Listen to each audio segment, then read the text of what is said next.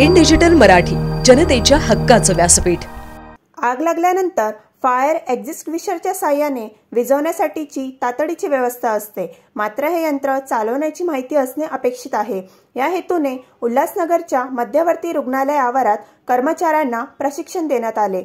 विशेष म्हणजे या प्रशिक्षणात महिला कर्मचाऱ्यांनीही फायर एक्झिस्टिंग्विशर हाताळले। आग लागल्यासारखी परिस्थिती निर्माण करून आपत्ती व्यवस्थापन दलाच्या कर्मचाऱ्यांनी फायर एक्झिस्टिंग्विशरच्या मदतीने आग तात्काळ विझवण्यात आली। रुग्णालयातील कर्मचाऱ्यांना मार्गदर्शन करण्यात आले असून प्रात्यक्षिक दाखवण्यात आले।